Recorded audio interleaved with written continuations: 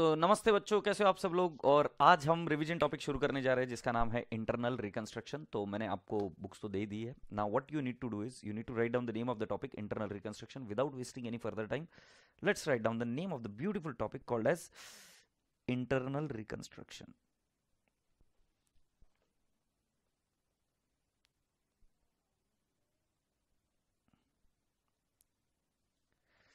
So write down, it is a very important topic and easy as well. इस topic पर questions आते रहे regularly और ये टॉपिक इजी भी है, तो हम इसको थोड़ा सा समझने की कोशिश करते हैं। जस्ट इमेजिन करो कि अगर आपसे कोई गलती हो गई तो हमें क्या करना चाहिए। हमें ये करना चाहिए क्या, मान लीजिए आप कोई खेलते खेलते आपने कोई गलती कर दी, तो हमको आपको क्या बोलना चाहिए, उस गलती को दुरुस्त करना चाहिए और मैं आपको ये बोल दूं कि नहीं आगे से तो खेलेगा ही नहीं। उसी तरीके से जब कभी भी कोई कंपनी इन्वेस्ट करती है पैसा, तो कई बार ऐसा होता है कि कंपनी से गलतियां हो जाती है। अगर कंपनी से गलती हुई तो बेटा जी आपको क्या करना पड़ता है, उस कंपनी को दुरुस्त करने का या उस कंपनी को वापस से रिवाइव करने की कोशिश करनी है। अगर हम उस कंपनी को रिवाइव नहीं करेंगे तो व्हाट हैपेंस कि कंपनी बंद हो जाएगी। बट कंपनी अकेली बंद नहीं होती है, उसके साथ में एक चेन ऑफ इकोनॉमिक रिएक्शन शुरू हो जाती है। कंपनी के जितने भी लोग काम करते हैं वो सारे लोग बेघर हो जाएंगे क्योंकि कंपनी बंद हो गई। यस और no. And we are living on a time bomb in India because we have got such a huge population explosion in India. तो ये एक लॉजिकल चीज नहीं है भारत में कि हम कंपनीज को बंद करें। But at the same time आपको ये भी सोचना जरूरी है कि जब कोई कंपनी अच्छे से परफॉर्म नहीं कर रही है, जब कंपनी ने फ्रॉड किया है, जब कंपनी वायबल तरीके से चल ही नहीं सकती, तो उसमें पैसा जो अटका हुआ है उसको रिलीज कर कर वापस री इन्वेस्ट करना भी बिल्कुल जरूरी है। बेटा जी एक इंटरनल रिकंस्ट्रक्शन एक ऐसी चीज है कि जिसमें पहले कंपनी को बंद करने के पहले कोशिश की जाती है कि जिसमें अगर हो सके तो हम कंपनी को रिवाइव करें। तो ये रिवाइवल किस तरीके से होता है, आइए हम थोड़ी सी जानते हैं इसकी हिस्ट्री। अगर आपने इकोनॉमिक्स में एक नाम पढ़ा होगा तो उसका नाम है BIFR। BIFR सर क्या था ये, BIFR सुना सुना तो लग रहा है। BIFR था बेटा जी board of industrial and financial reconstruction. मैं विकिपीडिया से इसको ऑलरेडी डाउनलोड कर चुका हूँ। इसको BIFR कहते थे। हालांकि अब ये BIFR is now replaced by something called as you know, यहां पर अगर आप देख पा रहे हो, BIFR is now already replaced with something called as national company law tribunal, NCLT। और उन्होंने फिर उसके बाद में उसको इंसॉल्वेंसी और बैंक्रप्सी कोड में लेकर आए। तो एक बार हम इसको पढ़ लेते कि क्या है। The Board of Industrial and Financial Reconstruction was an agency of Government of India, part of the Department of Financial Services of Ministry of Finance, set up in January 1987 by the Rajiv Gandhi government. Its objective was to determine the sickness of industrial companies and to assist in reviving, and to assist in what? Reviving, oh, and to assist in what? Reviving those companies that may be viable. कहाँ चला गया? Okay, okay. That may be viable and shutting down the others.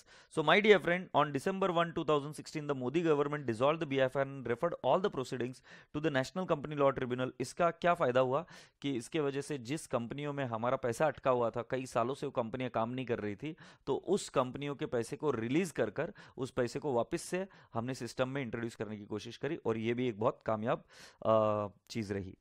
Agreed. मेरा internet connection जा चुका है, I am so sorry for that.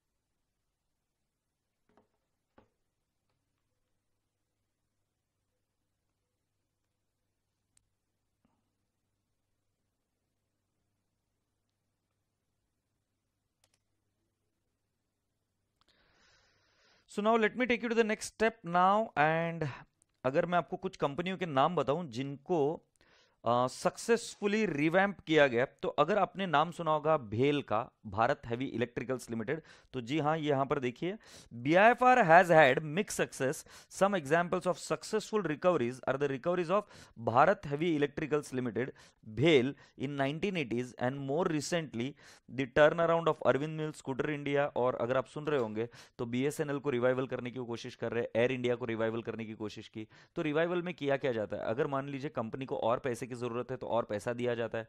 कई बार कुछ cases में अगर आपने देखा होगा तो बैंकों को मर्ज किया गया, तो उसको हम एक्सटर्नल रिकंस्ट्रक्शन भी बोलते हैं, ताकि वो बैंक्स जो अलग अलग अलग थलग तरीके से काम कर रहे हैं उनको एक साथ मर्ज कर कर भी हम उनसे काम कराया जाए, ताकि वो बड़े बन जाए, और जो चीज़ बड़ी बन जाती है उसको जल्दी से हराना पॉसिबल नहीं होता है। Agreed? So boys and girls, ये तो थी एक फिलॉसफी कि what is this topic all about internal reconstruction. तो ध्यान से एक बात सुनना कि इंटरनल रिकंस्ट्रक्शन के लिए कोई भी अकाउंटिंग स्टैंडर्ड आपको डायरेक्टली अप्लाई नहीं करना है। इसके लिए जो एक स्कीम लिखी जाएगी, स्कीम मतलब जो जितने भी रिलेटेड पार्टीज होंगे, जितने भी पार्टीज उसमें अफेक्ट होंगे, उन सभी पार्टीज को मद्देनजर रखते हुए हम एनसीएलटी के तहत एक स्कीम लिखते हैं। स्कीम को मतलब आप ऐसा समझिए कि एक एग्रीमेंट, एक अरेंजमेंट, एक मेमोरेंडम ऑफ अंडरस्टैंडिंग सभी पार्टीज के बीच में कि किस तरीके से इस कंपनी को हम रिवाइव करेंगे। सो बेटा जी, एक मेमोरेंडम ऑफ अंडरस्टैंडिंग के हिसाब से जो जो चीजें जरूरत होगी वो हम एंट्रीज करेंगे।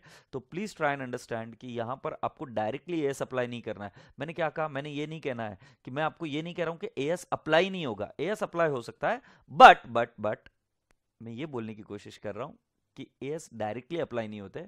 इसमें क्या अप्लाई होगा? सो स्कीम अप्लाई होती है। और स्कीम क्या होता है? Memorandum of understanding between all the parties as per the NCLT.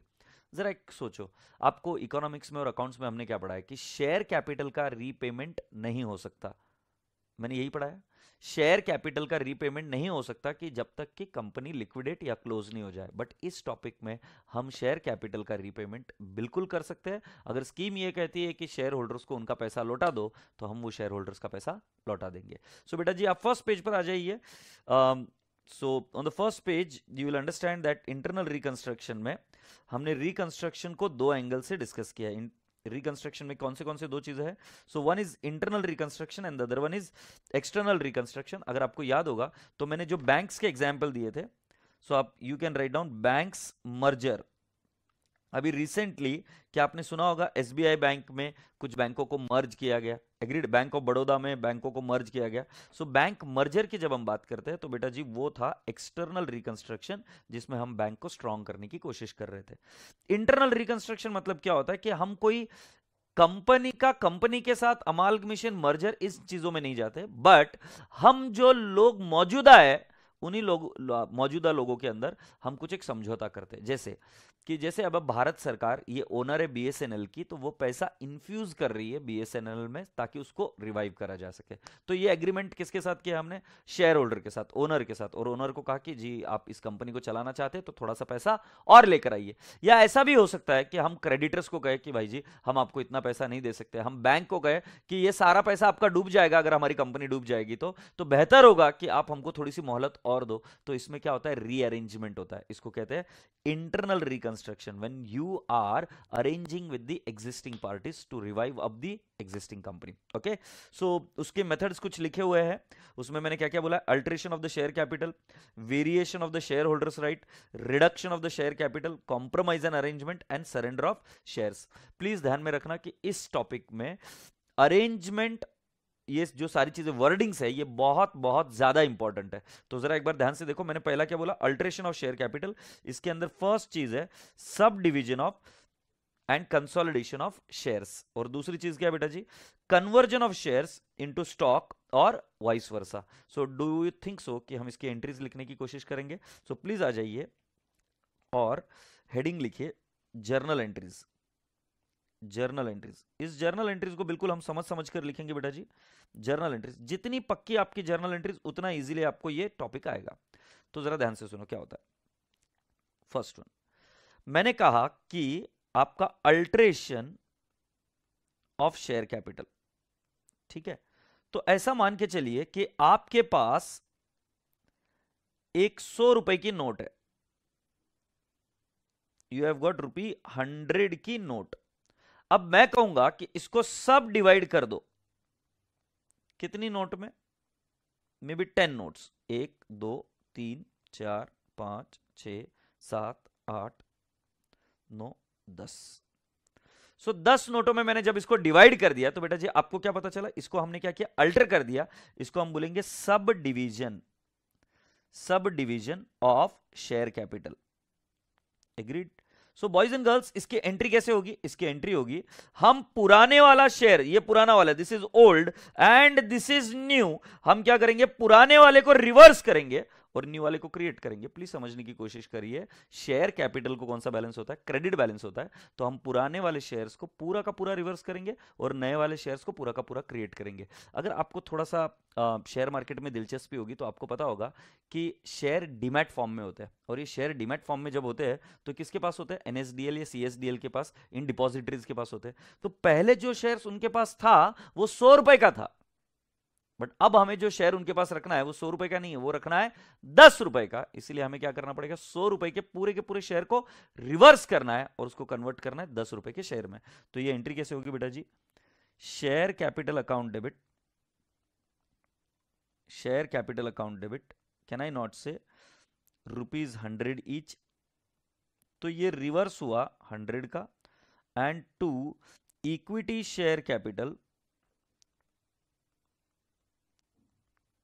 in the bracket I'll write down 10 shares into ₹10 each, और ये कितना आ जाएगा बेटा जी? 100। सो इस एंट्री में हमने क्या किया? बीइंग शेयर्स सब डिवाइडेड, बीइंग शेयर्स सब डिवाइडेड।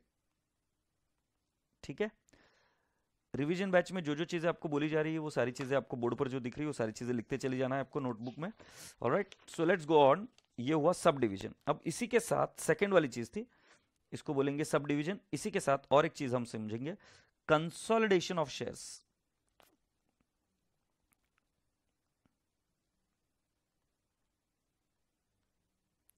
कंसोलिडेशन ऑफ शेयर्स में क्या होगा? उल्टा होगा। मान लेते हैं कि मेरे पास 20 रुपए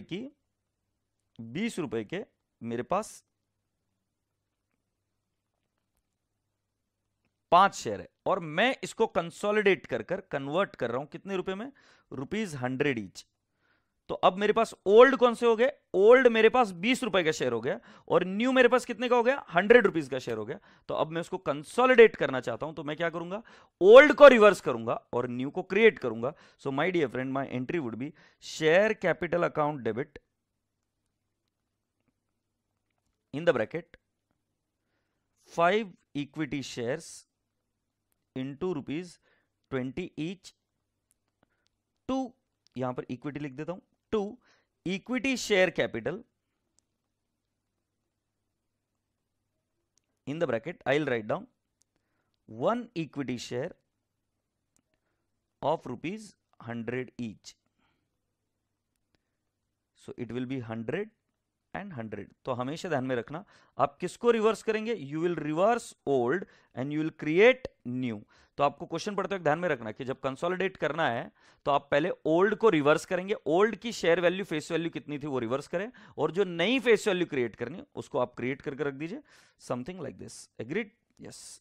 So boys and girls, this was something called as subdivision of shares and consolidation of shares, और इसको हम कहते हैं alteration of the share capital. All right. So boys and girls, इसमें से हमने 2 पॉइंट्स को तो सीखा, सब डिवीजन सीखा, conversion of shares into stock और वाइस वर्सा, ये सीखना जरूरी है। अब स्टॉक में क्या होता है कि कई बार क्या होता है कि हमें शेयर्स को बहुत फाइनाइट हिस्सों में हम उनको डिवाइड करना चाहते हैं। जैसे म्यूचुअल फंड में हम चाहते हैं कि म्यूचुअल फंड को हम पॉइंट्स में भी डिस्कस कर सके। जैसे हम शेयर्स को कभी ऐसा बोल सकते हैं क्या 1.029 शेयर्स? नहीं, बट हम म्यूचुअल फंड को ये जरूर बोल सकते हैं। तो कई बार क्या होता है कि एक ग्रुप ऑफ शेयर्स को टेकन टुगेदर हम संबोधित क्या करते हैं? As a stock. तो बट फिलहाल के लिए बेटा जी हम इन एंट्रीज पर अभी ध्यान नहीं देंगे। सब डिवीजन और कंसोलिडेशन हमने देखा, ये हो गया। Now let's come down to the variation of share holders right. ये बहुत एक इंटरेस्टिंग चीज है, interesting. Now why it is interesting? अगर इसको लॉजिकली समझोगे तो मजा आएगा आपको। ठीक है, तो मैंने इसके लिए एक चीज ओपन करके रखी है इंटरनेट पर। तो ये देखिए क्या है, ये मैंने टाटा मोटर्स के शेयर्स को मैं ओपन कर रहा हूं। अगर आप इधर देखेंगे, चलो पहले मैं सर्च इंजन में जाता हूं यहां पर और मैं सर्च करता हूं कि भाई मुझे टाटा मोटर्स के शेयर्स बताओ। अगर आप ध्यान से देख रहे हो तो टाटा मोटर्स के आपको 2 शेयर्स देखने को मिलेंगे। वारंट्स अब एप्लीकेबल नहीं है, वारंट्स है नहीं, मैं देख चुका हूं। ये 2 चीजें हैं। सो टाटा मोटर्स ये नॉर्मल शेयर है और Tata Motors limited DVR. I repeat, Tata Motors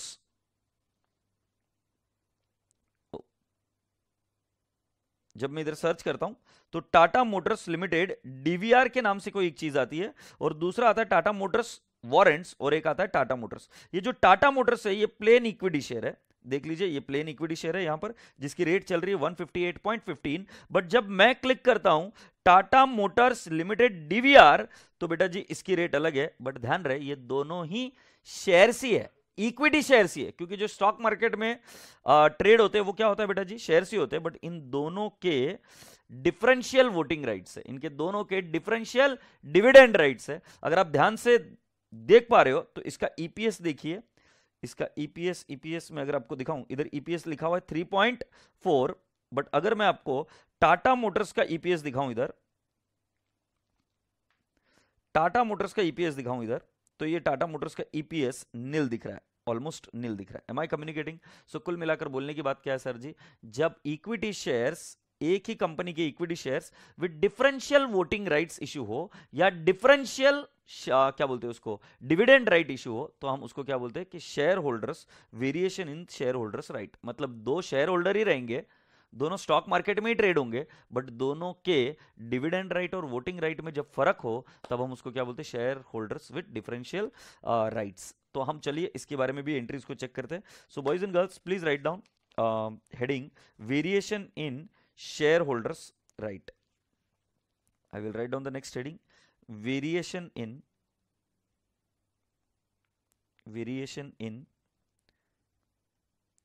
share holders rights.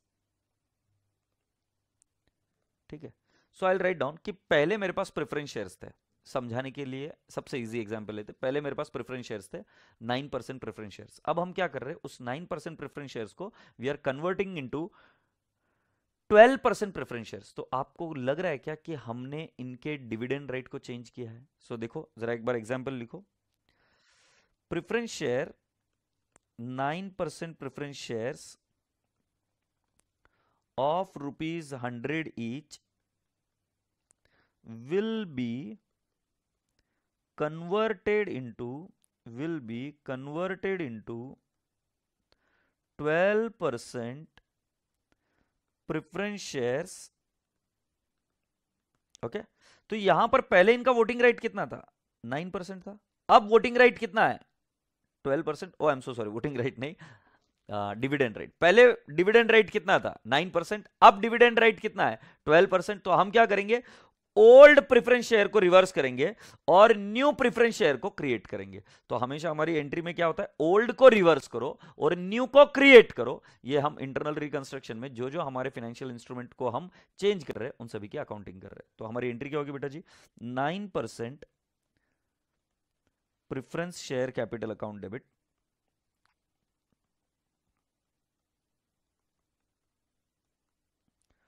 to 12% preference share capital account।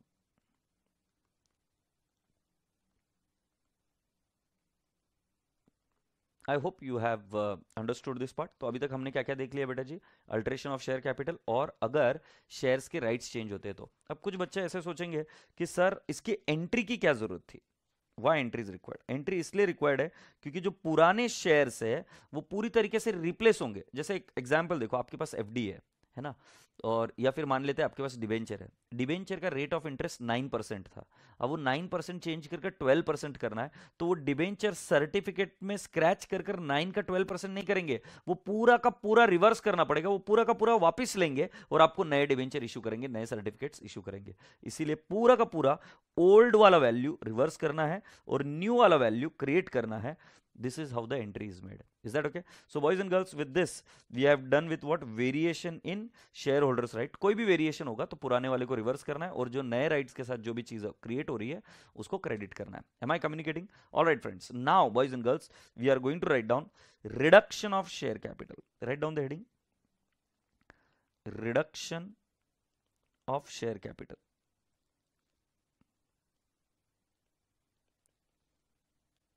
Reduction of share capital, in the bracket I will write down page number 4, इसको refer करना है, page number 4 इसको refer करना है। ये सबसे important चीज है, रिडक्शन ऑफ शेयर कैपिटल इस टॉपिक का बेहतरीन और इंपॉर्टेंट चीज है। ठीक है, सो अगर आप थ्योरी में आ रहे हो तो इसके बारे में भी हम बात कर रहे हैं, reduction of share capital. Let's go on. So reduction of share capital में मैं ऐसे लिख रहा हूं, व्हेन, लिखिए आप भी मेरे साथ, when liability of share holders is reduced in respect of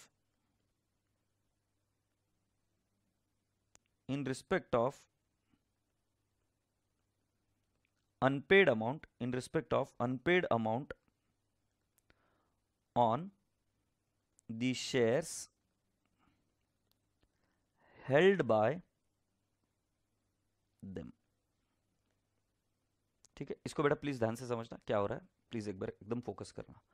देखो मैं क्या बोल रहा हूं, आपके पास एक शेयर है, उस शेयर के ऊपर लिखा हुआ है फेस वैल्यू ₹100। एक्चुअली हुआ ऐसा था कि हम इसके कुछ पैसे मंगाने वाले थे। कैसे मंगाने वाले थे? सो एप्लीकेशन में हमने इससे मंगाए ₹30, अलॉटमेंट में हमने इससे मंगाए 30, फर्स्ट कॉल में हम इससे मंगाने वाले हैं 35। Let's take an example around 20, और फाइनल कॉल में भी हम मंगाने वाले थे इससे 20। ये मैं सिर्फ समझाने के लिए आपको बोल रहा हूं। अब इसमें से हमने इतना पैसा कॉल कर लिया है, ये भी कॉल कर लिया है, और मैं इधर लिखूं कॉल्ड, और इधर लिख देता हूं पेड, और इसको भी कॉल्ड कर दिया, और ये भी पेड हो गया, पेड हो गया, पेड हो गया। ये वाला कॉल अभी तक किया नहीं है, not yet done, not yet. ठीक है, अगर मान लेते हैं कि कोई कंपनी बोल रही है कि भाई मेरे को पैसा नहीं संभाले जा रहा है और हम अच्छा परफॉर्म नहीं कर रहे, तो क्या हम शेयर होल्डर को और डुबाएंगे? क्या हम उनसे और पैसे मंगाएंगे, और पैसे मंगाएंगे कर उनको फिर और डुबाएंगे? नहीं, हम क्या करेंगे भाई साहब, हम उनको बोलेंगे कि देखो सर, हमारे एक शेयर की फेस वैल्यू 100 जरूर तय हुई थी, और अगर हम चाहे तो आपसे 20 रुपए मंगा सकते हैं और आपको हमें देने पड़ेंगे, बट हमें पैसे की जरूरत नहीं है अभी, वो किसी भी कारणवश हो सकता है। आप इंटरनल रिकंस्ट्रक्शन कर रहे हो, आपको पैसे की जरूरत नहीं है, आप शेयर होल्डर्स को कह रहे हो कि हम आपकी लायबिलिटी को रिड्यूस कर रहे हैं, हम आपकी लायबिलिटी को क्या कर रहे हैं? रिड्यूस कर रहे हैं। बट बेटा मेरी बात समझने की कोशिश करो कि हमारे बैलेंस शीट में जो शेयर कैपिटल दिखता है, वो शेयर कैपिटल कौन सी वाली वैल्यू दिखता है? पेड अप वैल्यू दिखता है। अब मुझे बताओ पेड अप वैल्यू कितनी है बेटा जी? सो पेड अप वैल्यू इस केस में है 80। पेड अप वैल्यू कितनी है? 80। Please try and understand, your face value 100 will not B return here, क्योंकि ये कॉल्ड है ही नहीं। आप कौन सी वाली वैल्यू लिखोगे? पेड अप वैल्यू, और पेड अप वैल्यू कितनी है? 80, बट उसकी फेस वैल्यू कितनी है? 100। तो एक बार समझने की कोशिश करो, फेस वैल्यू 100 है, बट इसका पेड अप वैल्यू कितना है? 80। ऐसा समझने की कोशिश करो कि एक घर है, वो घर की कीमत है 50 लाख रुपीस, बट उस 50 लाख में से जितना कंस्ट्रक्शन उसका कंप्लीट हो गया, हमारा सौदा हुआ था 50 लाख का, बट जितना उसका कंस्ट्रक्शन हो गया उसके हिसाब से आज उसकी पेड अप वैल्यू है सिर्फ 40 lakh. So boys and girls, if I am telling you the paid up value is how much? 80। So we are talking about what? Only the paid up value of the share. और अब हम क्या बोल रहे हैं कि हमें पैसे की जरूरत नहीं है, तो हम उस 100 रुपए के शेयर को अब 80 में कन्वर्ट करने जा रहे हैं। तो वो कैसे कन्वर्ट करना है जरा ध्यान से देखो। हमारी एंट्री होगी equity share capital account debit. Okay, ये इंटरेस्टिंग था। Equity share capital account debit, मैं इन द ब्रैकेट लिखूंगा पार्टली पेड अप शेयर। कैसे, जरा फील करो इसको, partly paid up share. 1 share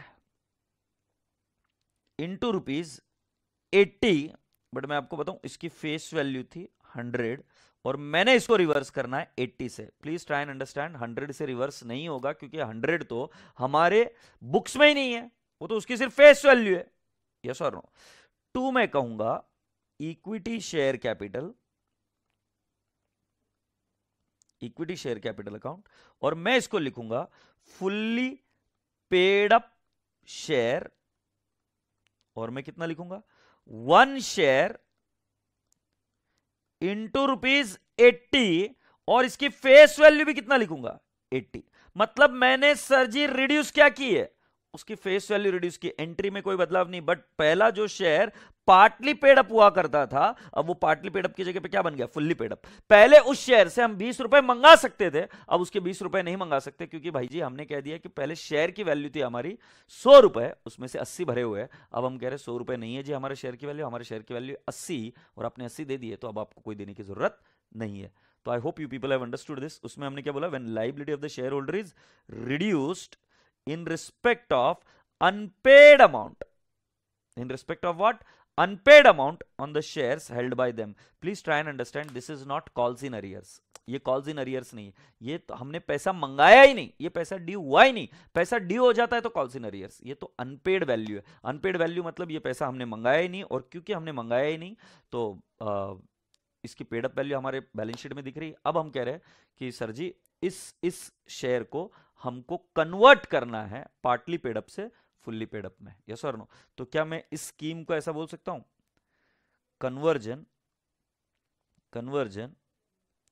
from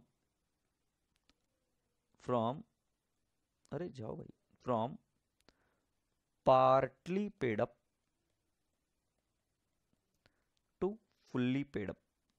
जब मैं प्रॉब्लम्स के साथ आपके साथ डिस्कस करूंगा तब आपको और अच्छे से इत्मीनान से समझाऊंगा। So conversion of partly paid up into what, fully paid up. If आपको ये ध्यान में आया होगा तो प्लीज राइट इट डाउन, इसको आप लिख कर ले लीजिए एक बार।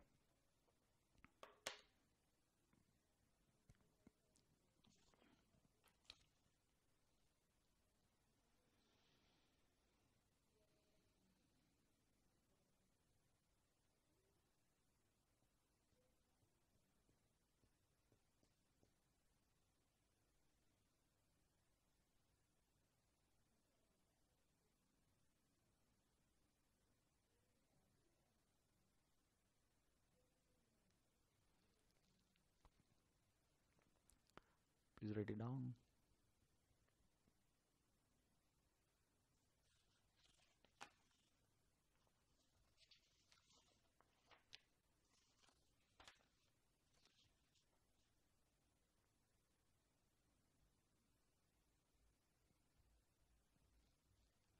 All right, so shall we go ahead?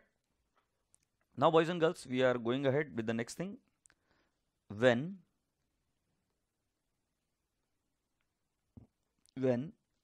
paid up value of share is reduced. Now what does that mean? Let me explain you. ये अगर आप देख पा रहे हो तो इधर था in respect of unpaired amount, इस केस में हम क्या कर रहे हैं, when the paid up value of the share is reduce. तो मान लेते हैं एक शेयर है जिसकी फेस वैल्यू है ₹100, और मैं बोलता हूं एप्लीकेशन में था इसका 30, अलॉटमेंट में था इसका 30, फर्स्ट कॉल में था इसका 20, और फाइनल कॉल में था इसका 20। हमने कहा कि सारे के सारे we have called and it is paid also, ठीक है। तो जाहिर सी बात है इस आदमी ने अब डिविडेंड किस पर एक्सपेक्ट करना चाहिए, पेड अप वैल्यू पर। बट अभी owing to the scheme of reconstruction हम कहेंगे कि भाई जी तुमने दिए 100 रुपए जरूर थे, बट हम आपके कैपिटल को 100 रुपए नहीं मानते, हम आपके शेयर की वैल्यू को क्या कर रहे हैं, रिड्यूस कर रहे हैं। पहले जो अनपेड वैल्यू थी उसको रिड्यूस किया, तो इसके वजह से हमारा दूसरा कुछ चीज हुआ नहीं। उसमें हमने क्या लिखा, 80-80, बट अभी यही चीज मैं लिखता हूं, यहां पर मैं लिखता हूं शेयर इज रिड्यूस्ड टू 80। तो इसकी एंट्री क्या होगी, equity share capital 100 to equity share capital 80। पुराने वाले को रिवर्स किया, नए वाले को क्रिएट किया। पुराना वाला कितना, 1 शेयर इंटू ₹100, और ये कितना आएगा 1 शेयर इंटू ₹80, और बची हुई रकम या फर्स्ट टाइम सुन रहे हो और उसको आपको डालना पड़ेगा कैपिटल रिडक्शन अकाउंट में। आई रिपीट, इसको कहां पे डालोगे आप, टू कैपिटल रिडक्शन अकाउंट, और ये कितना आएगा 20। अब ये कैपिटल रिडक्शन अकाउंट क्या होता है क्या नहीं होता है, will talk it little later on, but at this moment you need to understand कि ये अमाउंट कहां जाएगा, कैपिटल रिडक्शन अकाउंट। तो इसको अगर मैं समरी फॉर्मेट में अगर लिखने की कोशिश करूं तो यहां पर मैंने क्या बताया, when paid up value is reduced. और ऊपर हमने क्या किया, when conversion from partly paid up to fully paid up, या पार्टली पेड अप को हम क्या बोलेंगे, अब पैसा मंगाने की जरूरत नहीं है, जो अनपेड वैल्यू है। सो इधर हम क्या लिखेंगे, अनपेड वैल्यू और unpaid amount will not be called. But यहां पर क्या है कि जो अमाउंट पेड है उसको हमने क्या कर दिया, reduce. When the paid up value is reduced, so this is how the entry is made. और ये मैक्सिमम टाइम ये वाली एंट्री पूछी जाती है। Agreed, share is reduced to 80, this sort of thing. Agreed, so इसकी एंट्री होगी equity share capital account debit to equity share capital 80 and to capital reduction account. Am I communicating? तो इसको एक बार लिख कर ले लीजिए बेटा जी आपके पास। अच्छा, ये जो application allotment, first call, final call, इसकी चिंता मत करो, ये सब कुछ चीजें याद रखने की जरूरत नहीं, बस समझाने की कोशिश कर रहा हूं। एक शेयर होता है फुल्ली पेड अप, उसको कन्वर्ट करना है आपको रिड्यूस कर कर। और दूसरा एक जो एंट्री था जिसमें पार्टली पेड अप शेयर थे और जो जितने पैसे मंगाने अभी बाकी थे वो ना मंगाते हुए हम डायरेक्टली उसको कहां पे डाल देते बेटा जी, we directly put it into, जो पैसे हम मंगाने वाले थे उस पैसे को हम बोलते कि हम नहीं मंगा रहे, और डायरेक्टली हम उसको फुल्ली पेड अप में कन्वर्ट कर देते शेयर को। एग्रीड, ये फर्स्ट वाला केस था। सो नाउ लवली पीपल, यहां तक का जो हुआ था एक बार रिवाइज कर लिया जाए और फिर क्यों ना हम कुछ प्रॉब्लम्स इसके ऊपर देखें। सो पहली चीज हमने क्या देखी थी इसके अंदर, अरे कहां गया बिल्लिया,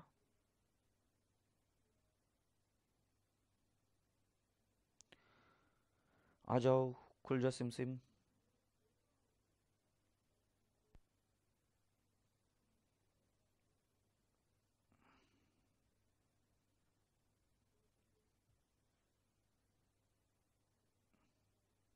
कमाल कर दिया यार।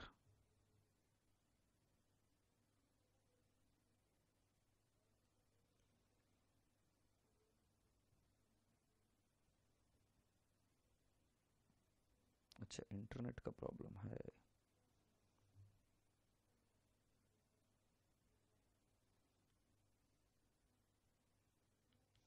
एक्चुअली जब भी इसको इंटरनेट कनेक्शन मिलता है तो ये सिंक इन करने लग जाता है, और वो मैंने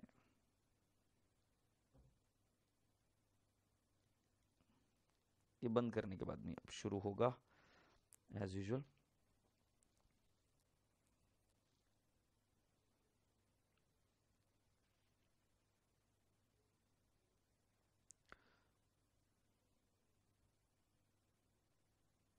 तो अगर हम इसको रिवाइज करें शुरुआत से, तो क्या क्या हुआ था, इंटरनल रिकंस्ट्रक्शन। पहला वाला जो था alteration of the share capital, इसमें था sub division of the share. Sub division of the share में क्या, जो पुराना शेयर है उसको रिवर्स करेंगे और जो नए शेयर से वो क्रिएट करेंगे एक से ज्यादा। सब डिवीजन के बाद में था कंसोलिडेशन। कंसोलिडेशन में हम क्या करेंगे, पुराने शेयर को रिवर्स करेंगे और उसके बाद में जो पुराने शेयर थे वो कम डिनोमिनेशन के थे और उसके बाद में हम उसको कंसोलिडेट करेंगे इन लाइक यहाँ पर 5 शेयर थे ऑफ 20 रुपीज ईच, उसको हमने कंसोलिडेट किया 1 equity share of ₹100 each.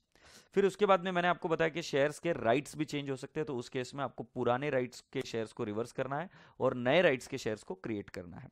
Then my dear friend, we had something called as reduction of the share capital which was very interesting. इसमें एक होता है पार्टली पेड अप शेयर को हम कन्वर्ट कर देते फुल्ली पेड अप में, तो इस केस में एंट्री सेम टू सेम होती है बट सिर्फ फेस वैल्यू चेंज हो जाती है, डिस्क्लोजर जो है वो निकल जाता है, सॉरी डिस्क्लोजर कुछ अलग तरीके से होता है जो हम आने वाले प्रॉब्लम्स में देखेंगे। तो ये क्या था, equity share capital account debit partly paid up share capital to equity share capital, इसको हमने बोला फुल्ली पेड अप, एंट्री 80 की हुई। पहले फेस वैल्यू कितने की थी बेटा जी, 100 की थी, अब फेस वैल्यू कितने की हो गई, 80 की। इसी के साथ साथ when paid up value of the share is reduced, इस केस में एंट्री होती है equity share capital account debit, we reverse the old face value to equity share capital, the new face value and to capital reduction account. Boys and girls, with this now you are all requested to come down to the question number 1। ठीक है, अब इसमें और भी कुछ journal entries है but first we would like to solve question number 1। So please come down to the question number 1। So बेटा जी अब आ जाइए आप पेज नंबर 6 पर। तो मैं आ गया पेज नंबर 6 पर बेटा जी। ओके, सो इस पेज नंबर 6 पर हमने कुछ क्वेश्चंस लिए। शुरुआत का क्वेश्चन नंबर 1 और 2 लिख लीजिए, definitely revise before exam, definitely revise before. अब सर रिवीजन बैच में क्या बोलना है, डेफिनेटली सारे क्वेश्चन ही रिवाइज करने हैं नालायक को, ठीक है ना। सो क्वेश्चन नंबर 1, इसमें हम बेसिक चीजें डिस्कस करेंगे और अगर इंटरनल रिकंस्ट्रक्शन पर क्वेश्चन आया तो क्वेश्चन नंबर 1 या 2 में से कोई ना कोई एक आध चीज आपके लिए पूछी जाएगी। ज्यादा चांसेस है क्वेश्चन नंबर 1 के पूछे जाने के, तो एक बार इसको ध्यान से देखिए। On 31st December 2011 B limited had 20,000 rupee 10 equity share as authorise capital. So बेटा जी 20,000 is quantity, 10 is face value, equity shares as authorized capital which is nothing but the maximum capital which you can issue. ये कहां पर जाएगा बेटा जी? ये जाएगा disclosure in balance sheet. And the shares were all issued on which rupees 80 was paid up. बेटा जी ध्यान रहे डिविडेंड इस पर मिलेगा और ये जाएगा आपके आउटर कॉलम में. ये सिर्फ डिस्क्लोजर था बट बेटा जी एंट्री इसकी हुई है.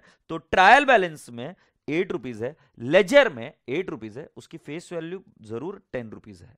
एग्रीड. तो जिसकी फेस वैल्यू 10 है, घर याद है जो 50 लाख का था बट उसका पेड अप वैल्यू कितना था? अभी तक हमने कितना पेमेंट किया है? सिर्फ 40 लाख, क्योंकि घर आधा ही बना हुआ था. उसी तरीके से फेस वैल्यू कितनी है? 10, बट हमने उसका पेड कितना किया हुआ? 8. आगे बढ़ते. इन June 2012 the company in GM general meeting decided to subdivide each share into 2 shares of 5 each with 4 paid up. मतलब शेयर कितना था बेटा जी? 1 था, जिसकी फेस वैल्यू कितनी थी? 10. अब इसका पेड अप वैल्यू कितना था? पेड अप वैल्यू था 8. इसको हमने डिवाइड किया फेस वैल्यू 2 शेयर में, फेस वैल्यू 5 और पेड अप वैल्यू कितना? 4. तो फेस वैल्यू 5 और पेड अप वैल्यू कितना? 4. तो कुल मिलाकर अगर आपको समझ में आ रहा है तो फेस वैल्यू 10 थी तो ये 5 फेस वैल्यू में कन्वर्ट हो गया, और ये जो 8 पेड अप वैल्यू थी वो कितने में कन्वर्ट हो गया? 4. तो प्रत्येक शेयर पर अभी कितने रुपए और आने बाकी है? 1 रुपी ईच. तो कुल मिलाकर यहां तक हम आए और एक शेयर को 2 हिस्सों में डिवाइड किया. आगे बढ़ते. इन जून 2013 the company in GM resolved to consolidate 20 shares of ₹5 each. 5 year is face value, year is also face value. Why face value? क्योंकि 5 रुपए का शेयर है वो बोला है और पेड अप वैल्यू कितना था? 4. वैसे यहां पर हमने क्या बोला? 20 shares of 5 each, ₹4 per share paid up into 1 share of 100 each, 80 paid up. This I will discuss along with the problem. ठीक है, we will discuss along with the problem. Now let's go on. Pass entries and show how share capital will appear in notes to balance sheet as on 31st December 2011, 12 and 13. So boys and girls, this particular part is very important. कि exam में आपको entries तो आ जाती है but balance sheet का presentation आप सही से नहीं करते हो, इसकी वजह से आपके मार्क्स कटते हैं. तो एकदम इत्मीनान से इस क्वेश्चन को हम सॉल्व करेंगे. सो boys and girls, please right down question number 1 and right down the format of journal entries. Question number 1, you can write down page number 6. ठीक है, journal entries.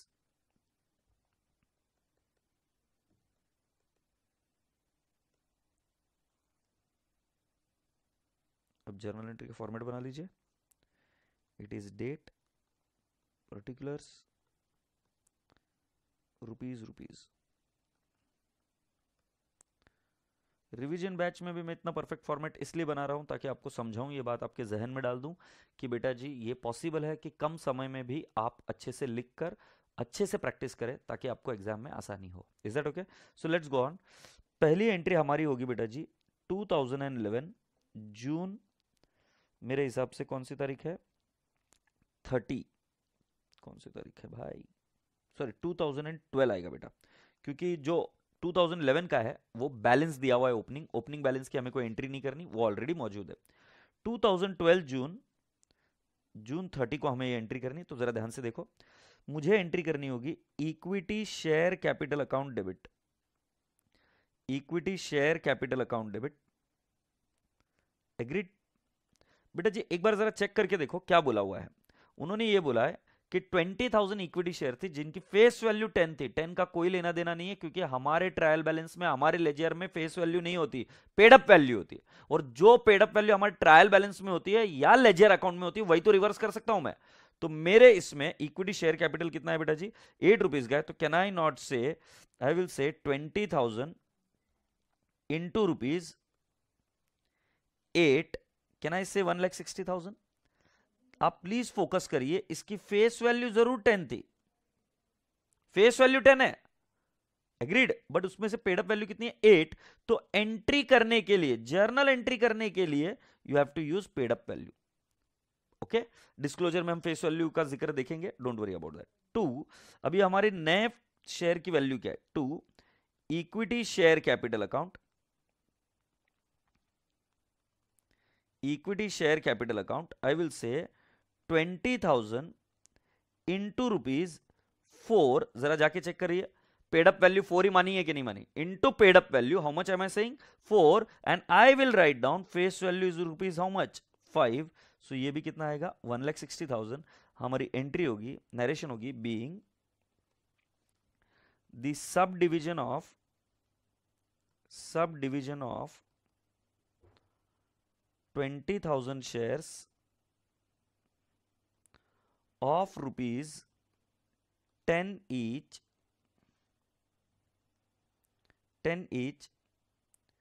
with rupees 8 paid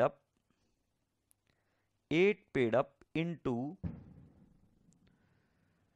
कितने shares हो गए बेटा जी, कितने shares हो गए 20,000 नहीं बेटा, इधर 40,000 करना पड़ेगा, क्योंकि 40,000 इंटू 4 करेंगे तो 160 होगा, और प्रत्येक शेयर हमने कितने में डिवाइड किए थे, 2 में। सो 20,000 के कितने हो गए 40,000 into 40,000 equity shares of rupees 5 each, rupees 4 paid up. I hope you people have understood so far. ये तो बात हुई भाई जी जून 30, 2012 को। फिर वापस क्या हो गया,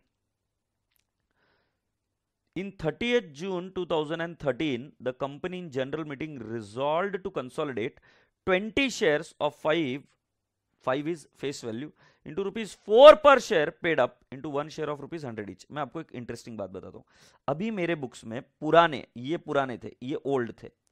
अभी मेरे बुक्स में कितने 2012 में, these are the new shares 40,000। अब ये बोल रहे हैं कि 40,000 शेयर्स जो थे उसका एक एक का गट्ठा बनाइए, कितने का 20 का, इसलिए मैंने बोला एंट्री बाद में समझाऊंगा। तो 20,000 के पहले बने 40,000 सब डिवीजन में, अब 40,000 को डिवाइड बाय करिए 20 से और इसको क्या करिए कंसोलिडेट। तो जब आप 40,000 को 20 से कंसोलिडेट करेंगे तो आप कितने शेयर्स बना देंगे 2,000 शेयर्स बना देंगे। So please right it down 2013 June, I will write down equity share capital account debit, equity share capital account debit,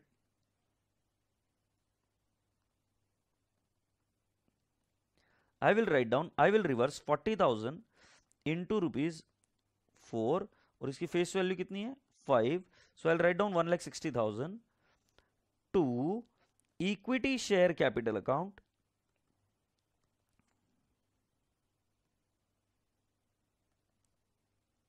जरा ध्यान से देखो 40,000 को हम डिवाइड करेंगे बाय 20 तो कितने शेयर हो जाएंगे बेटा जी 2,000 इंटू रुपीज 80 पेड अप। ध्यान रहे गेम 80 पर एंट्री होगी बट उसकी फेस वैल्यू कितनी है 100। अब ये कैसे आएगा, सिंपल सा लॉजिक है, 5 को 20 से मल्टीप्लाई कर दो आपको मिल जाएगा 100, बराबर है ना। तो इसको क्वांटिटी से मल्टीप्लाई किया, इसको भी क्वांटिटी से मल्टीप्लाई किया, क्वांटिटी कितनी है 20 को 4 से मल्टीप्लाई किया तो कितना आ गया 80, 20 को 5 से मल्टीप्लाई किया तो कितना 100, तो फेस वैल्यू 100 मिल गई और क्वांटिटी कितनी मिल गई, सॉरी इसका पेड अप वैल्यू कितना मिल गया 80। अब 40,000 शेयर्स कितने में कन्वर्ट हो जाएंगे 40,000 और 40,000 नहीं रहेंगे, वो प्रत्येक को कंसोलिडेट किया हमने 20 के गट्ठों में, तो हमारे कितने शेयर्स हो जाएंगे 2,000 and again the entry is how much 1,60,000। So what is the narration I will write down, being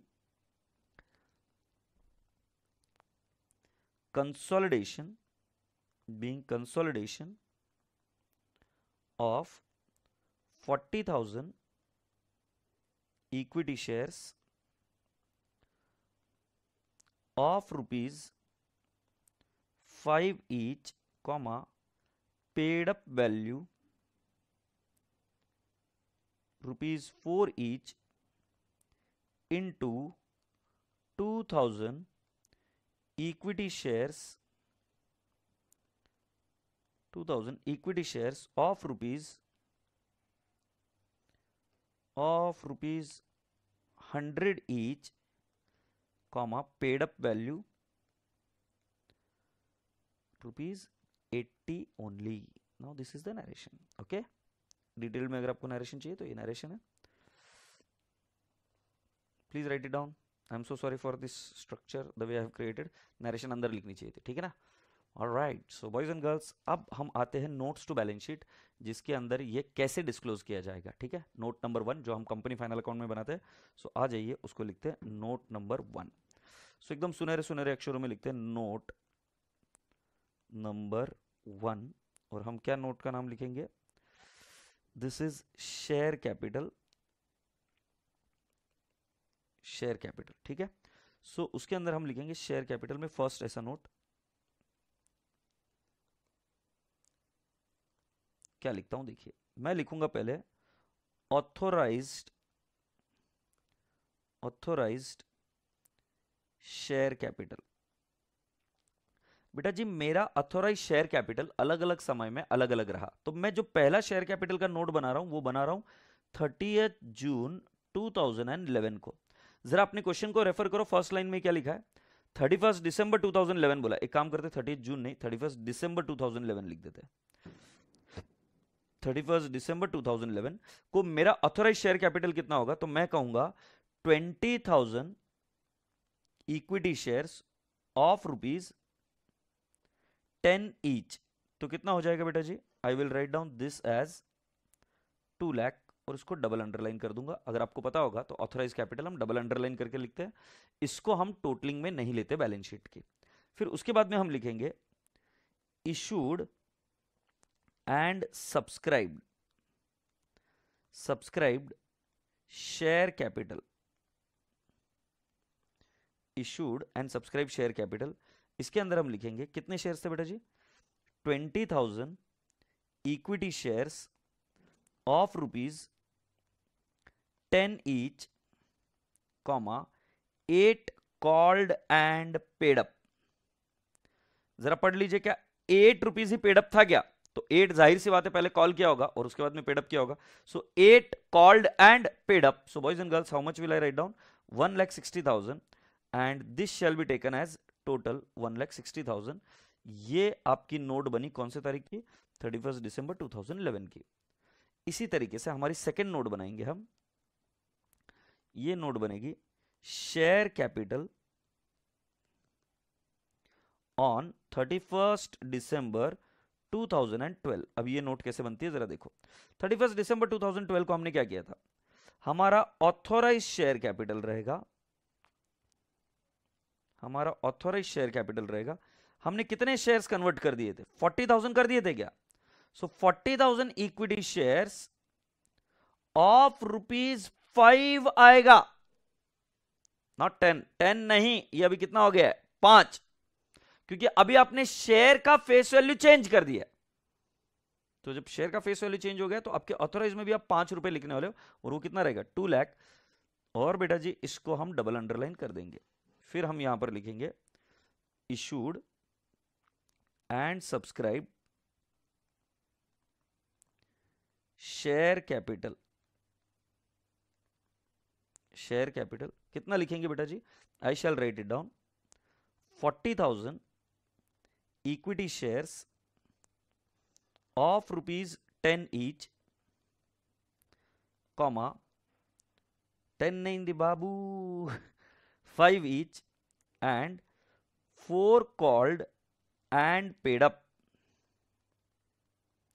so बेटा जी ये कितना आ जाएगा 1,60,000 और ये बैलेंस शीट भी टोटल हो जाएगी 1,60,000।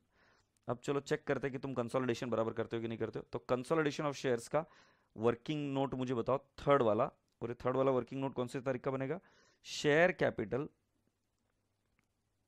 एज ऑन 31 दिसंबर 2013। ज्यादातर बच्चों के मार्क्स इधर कटते हैं क्योंकि वो बैलेंस शीट का प्रेजेंटेशन नहीं देकर आते। तो मैं आप सभी लोगों से रिक्वेस्ट करूंगा कि बैलेंस शीट का प्रेजेंटेशन बताइए बराबर 2013 का।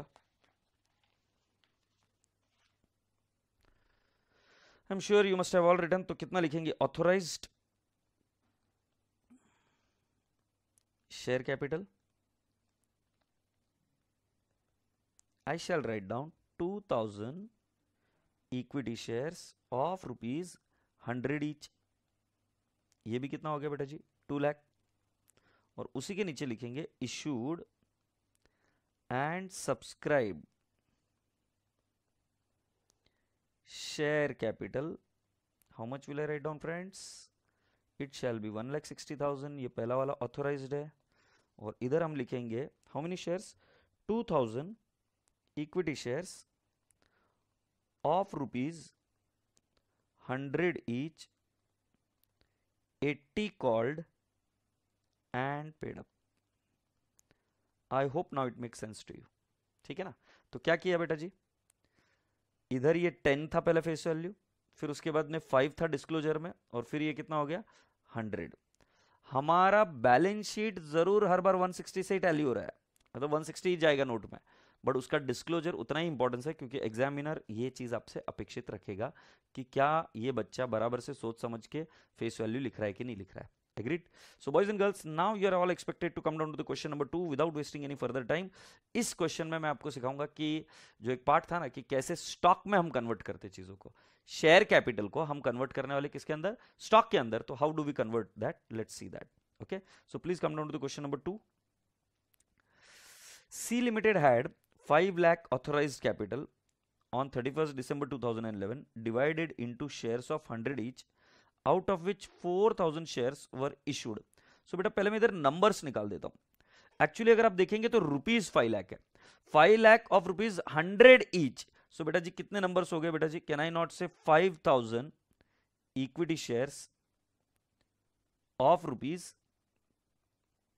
100 each is my authorise capital.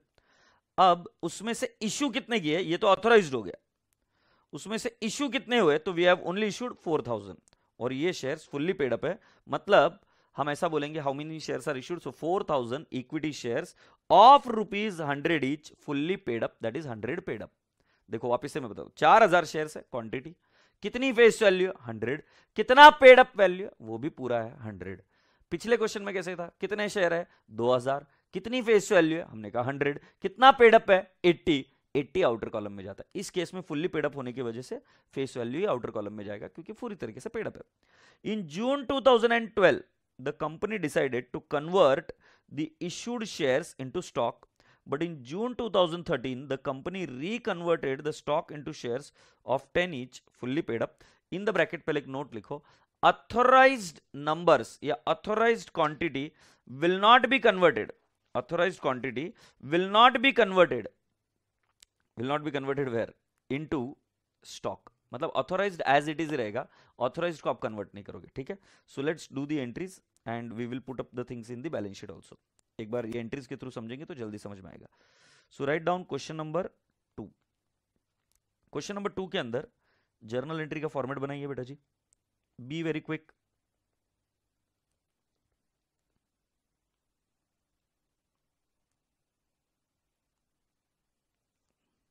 So I will write down date, particulars, debit rupees and credit rupees।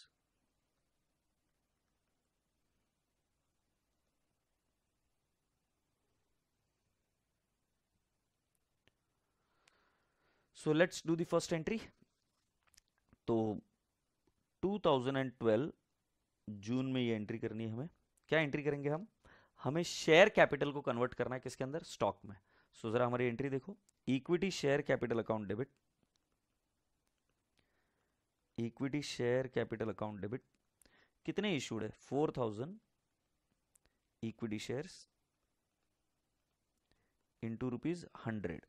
अब बेटा जी मैं क्यों दिमाग नहीं लगा रहा हूं इन टर्म्स ऑफ कि कितना पेड अप है, क्योंकि जो फुल्ली पेड अप बोला है तो I don't have to get into more details. तो कितना है 4 लाख, ये कन्वर्ट होगा टू, हम लिखेंगे इक्विटी स्टॉक अकाउंट, और वो कितना हो जाएगा बेटा जी 4 लाख। सर स्टॉक होता क्या exactly, let me explain you. Suppose तुम्हारे पास 100 रुपए है, तो अब मुझे बताओ 100 रुपए है तुम्हारे पास, तो वो हो गया 100 रुपए का एक शेयर। अगर मान लो मुझे किसी को उस शेयर का आधा देना है, तो क्या मैं दे सकता हूं क्या, I cannot give half of that share to anyone else. तो अगर मान लो मेरे पास एमआरएफ का एक शेयर है, एमआरएफ का एक शेयर चलता है 60,000 रुपीज का, 60,000 रुपए का। अब मान लो मुझे किसी को 30,000 रुपीज देना है या 20,000 रुपीज देना है, तो क्या मैं उसका 1/3 फाड़ कर उसको दे सकता हूं क्या, अगर आप फिजिकली विजुअलाइज कर सकते हो तो नहीं। तो अब जरा विजुअलाइज करो कि 100 रुपए की नोट को अगर तुम बैंक में डिपॉजिट कर देते हो तो वो पूरे 100 रुपए टुकड़े टुकड़े में बढ़ जाते कि नहीं। अब अगर आपको किसी को 10 रुपए 25 पैसा पेमेंट करना है तो आप बैंक के चेक के थ्रू कर सकते हो। मतलब अब क्या हुआ, आपकी जो 100 रुपए की एक नोट थी जो फेस वैल्यू 100 रुपए थी, राइट, वो कन्वर्ट हो चुके स्टॉक में, तो स्टॉक बिकम्स डिविजिबल। सो बेटा जी होता क्या है कि जब आप शेयर कैपिटल को स्टॉक में कन्वर्ट कर देते हो तो stock becomes divisible. Just like when you have got a 100 rupee note, you cannot divide it, but when you put it into the bank it gets converted into 1 1 rupee each पैसा।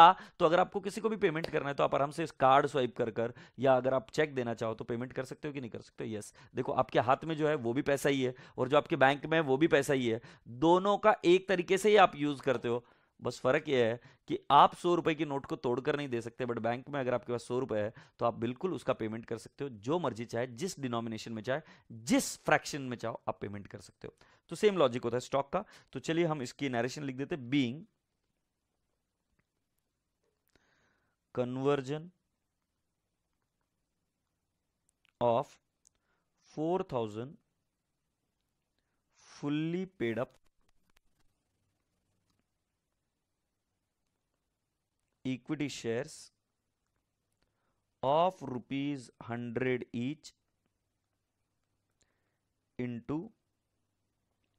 ₹4 लाख। इसका कोई denomination नहीं होता, तो can I not write down यहां पर no denomination. ये बिल्कुल फ्रैक्शंस में भी कन्वर्ट हो सकता है, नो डिनोमिनेशन हियर। जैसे बैंक में पैसा डालने के बाद में तुम पूछोगे कौन से डिनोमिनेशन में कन्वर्ट हो, कुछ नहीं जी, एक एक पैसे में कन्वर्ट हो गया वो। अब आप जितने पैसे का पेमेंट करना है करिए। तो उसी तरीके से इधर नो डिनोमिनेशन, कोई डिनोमिनेशन में कन्वर्ट नहीं हुआ, तो इधर मैंने जो लिखा ₹4 लाख में ही कन्वर्ट हुआ। 4 lakh equity stock. Is that okay?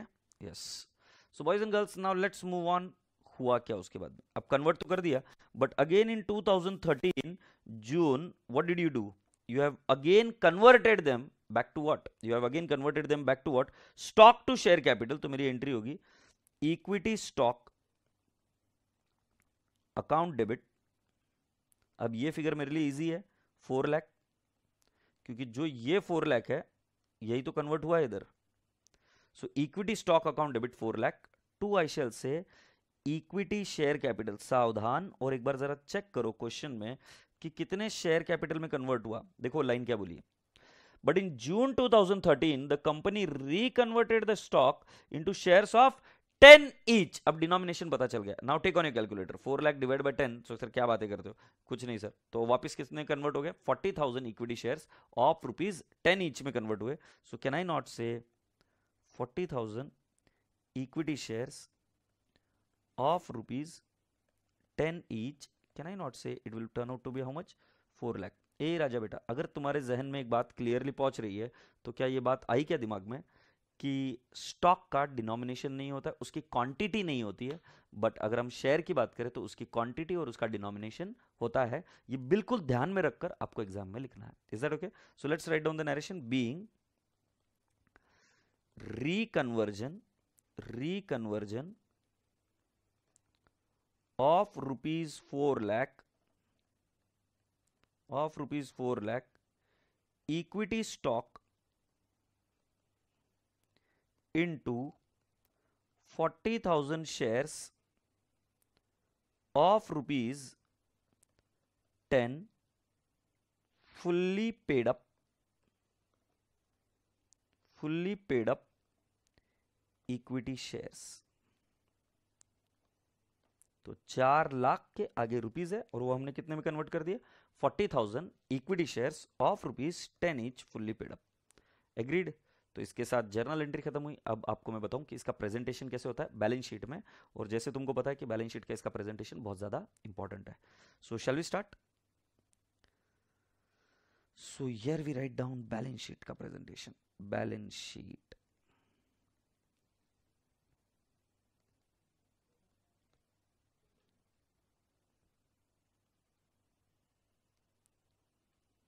ठीक है, तो मैं इधर लिख देता हूं नोट 1, शेयर कैपिटल। पहली डेट आएगी मेरी, आएगी डेट 31 दिसंबर 2011। 31 दिसंबर 2011। I hope you are all ready. So let's write down share capital.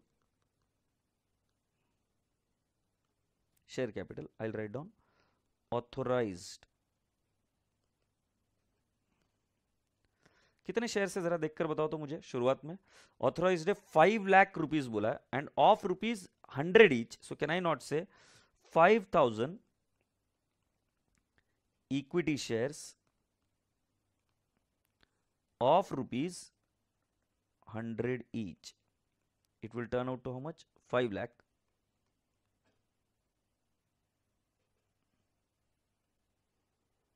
इसको डबल अंडरलाइन किया और फिर हम लिखेंगे issued and subscribe.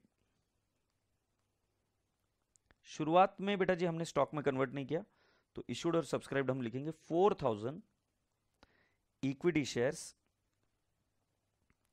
of rupees 100 each and it shall be 4 lakh। और आपके बैलेंस शीट में इसका फिगर जो जाना है वो जाएगा 4 लाख का। So please right it down.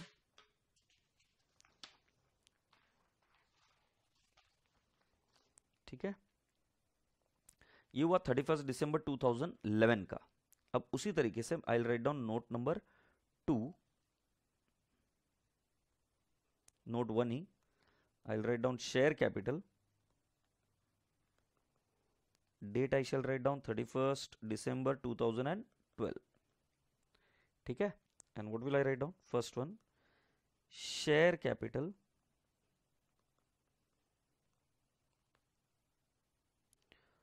authorized 5,000 equity shares of rupees 100 each and it shall be 5 lakh। ये चेंज नहीं होगा बेटा, मैंने आपको बताया था स्टॉक कन्वर्ट हुआ तो इसका अथोराइज पर चेंज नहीं होता। पिछली प्रॉब्लम के साथ कंफ्यूज ना करें, अगर आप स्टॉक में कन्वर्ट कर रहे तो आपका authorise share capital can not change. जब आपने कंपनी लॉ पढ़ा होगा तो मेमोरेंडम ऑफ एसोसिएशन में जो आपका ऑथोराइज कैपिटल का क्लॉज है उसके अंदर भी एक क्लियर कट लिखा हुआ है कि आपको number of shares along with its face value देनी। तो ऑथोराइज शेयर का फेस वैल्यू कम ज्यादा अगर किया तो वो ऑथोराइज लिख सकते हो, है ना। पिछले क्वेश्चन में क्या हुआ था कि आपने शेयर कैपिटल के फेस वैल्यू में बदलाव किया, बट यहां पर आप सिर्फ शेयर्स को कन्वर्ट कर रहे हो स्टॉक में। तो बेटा जी इस केस में आपका ऑथोराइज चेंज नहीं होगा। अब ध्यान से देखिए, इशूड एंड सब्सक्राइब। अब इसका लिखने का तरीका थोड़ा सा चेंज हो जाएगा और हम कैसे लिखेंगे, इक्विटी स्टॉक। इक्विटी स्टॉक मैंने कहना है 4,000 equity shares of rupees 100 each converted into stock. और कितना अमाउंट आ जाएगा, 4 lakh and 4 lakh and the total will tally 4 lakh। Agreed? So can I not say this part was important and this part was also important, that the face value is 100 in where issued में, but जब हम बात कर रहे sorry issued नहीं authorise में 100, but जब हम बात करें इशूड और सब्सक्राइब तो हम कहेंगे इक्विटी स्टॉक 4,000 इक्विटी शेयर ये कन्वर्ट हो गए किसके अंदर, स्टॉक के अंदर। हमने ऐसी कोई चीज कही उसमें। एग्रीड? सो बेटा जी इत्मीनान से एकदम अच्छे से लिखो इसको। ये दिख रहा है क्या आपको? एक बार अच्छे से लिखो एकदम मेरे रसगुल्लो पैरे पैरे, है ना झंपुड़िया।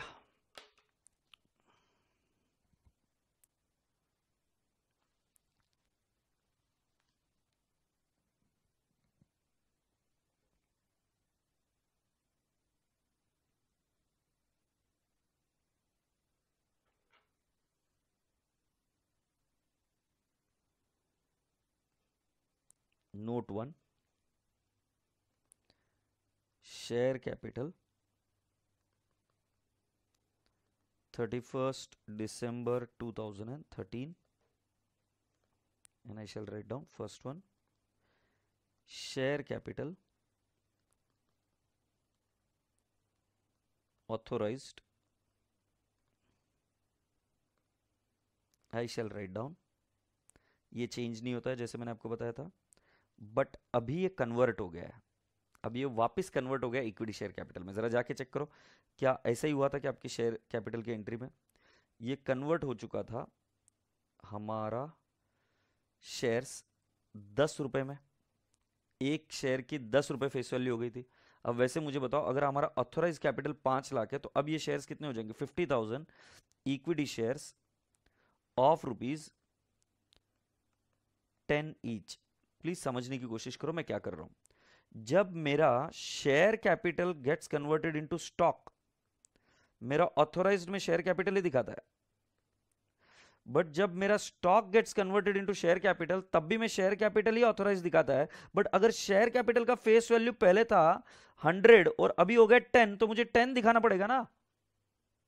मैं दिखा अभी भी रहा हूं शेयर कैपिटल ही, बट अभी मेरी फेस वैल्यू चेंज हो गई, इसलिए मैं लिख रहा हूं, क्योंकि पहले फेस वैल्यू मेरी कितनी थी 100, अभी कितनी है 10, तो इसलिए मैंने उसको 50,000 इंटू 10 कर दिया। मेरा अभी भी ऑथोराइज कैपिटल 5 लाख ही रहेगा। और फिर इधर मैं लिखूंगा issued and subscribe, issued and subscribe,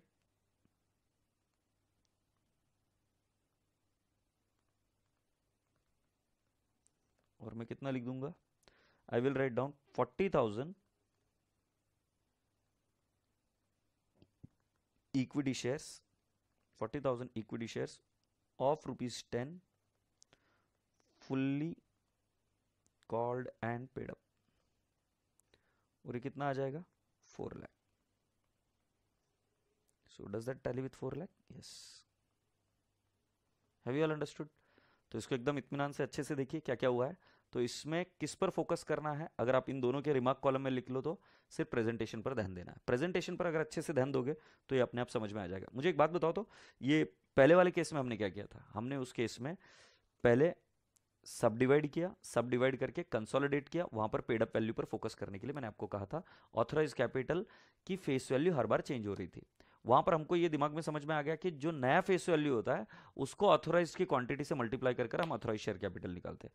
but जब वो स्टॉक में कन्वर्ट हो जाता है तो स्टॉक में भी कन्वर्ट होने के बावजूद हमारा ऑथोराइज फेस वैल्यू में ही लिखते हैं हम कि कितनी quantity multiplied by face value. But जब स्टॉक दोबारा इक्विटी शेयर कैपिटल में कन्वर्ट होता है तब हमें पता चल गया कि क्वांटिटी कितनी है और उसकी फेस वैल्यू कितनी है, तो हम वो चीज लिख सकते हैं। यस और no? So my dear friends, आप सभी लोगों से रिक्वेस्ट है कि अब आप इसको एक बार रिवाइज करें अच्छे से। और अब हमारी मुलाकात होगी, आज की सेशन इतनी ही। अब हमारी मुलाकात होगी कल वापस, जिसमें इंटरनल रिकंस्ट्रक्शन के हम कुछ जर्नल एंट्रीज को रिवाइज करेंगे और शायद से कल हम इस टॉपिक को वाइंड अप कर देंगे। जैसे मैंने आपको वचन दिया था, प्रॉमिस दिया था कि बहुत कम समय में हम डिफिकल्ट टॉपिक्स को कंप्लीट करने वाले हैं, तो let's complete it tomorrow. So I wish you all the best. और जितना पढ़ाई हुआ, मतलब जितना आज हमने करा 1 घंटे में, उसको प्लीज अच्छे से रिवाइज करना। This will really help you out a lot. Alright, so thank you so much, God bless you all, bye bye, take care, खुदा हाफिज। Alright, take care.